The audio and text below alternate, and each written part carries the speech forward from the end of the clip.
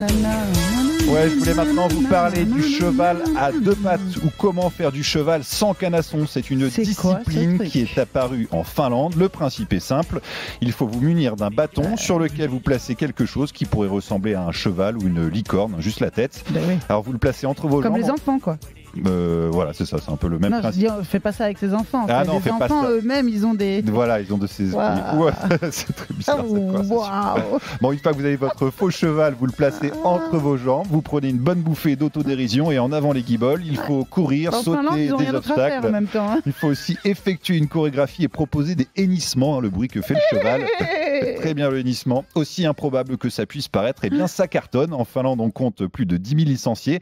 La France a accueilli l'année dernière les premiers championnats du monde de cheval à deux pattes, parrainés par Guillaume Canet. C'est vrai. Il y avait 300 concurrents et plus de 2500 spectateurs. Une étape préparatoire au futur championnat du monde était organisée le week-end dernier à Nantes. Et là aussi, il y avait vraiment beaucoup de monde.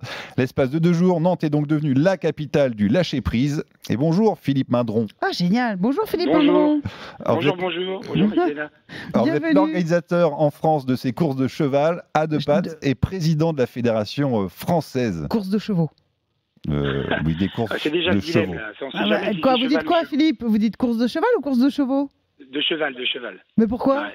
Mais parce que c'est comme ça, parce que c'est un championnat du monde et que c'est unique au monde. Voilà. Ah, Donc, oh la pauvre grand-mère, heureusement. Championnat du monde du cheval à deux pattes. Voilà. Ok, très bien. Et le hennissement compte pour combien de points?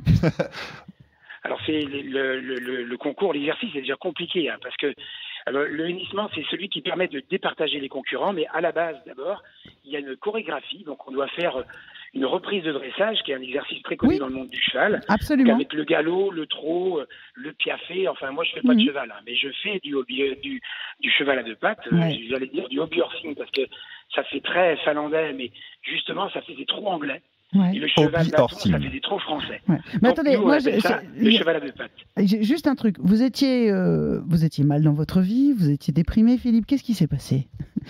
Non, mais il s'est passé que la vie est trop courte, qu'aujourd'hui on a besoin de lâcher prise. Et moi je suis un peu le roi de la connerie, c'est sûr. Mais le problème c'est que l'histoire elle marche et elle cartonne. Parce qu'aujourd'hui, l'événement il est sollicité à Hong Kong, à New York, à Miami, à Lausanne. Et on vient de dire, on a fait Nantes ce week-end, on va partir faire du cheval de pattes sur neige, probablement à Chamonix. On est demandé sur la plage d'Arcachon, enfin on est demandé partout. Et c'est génial.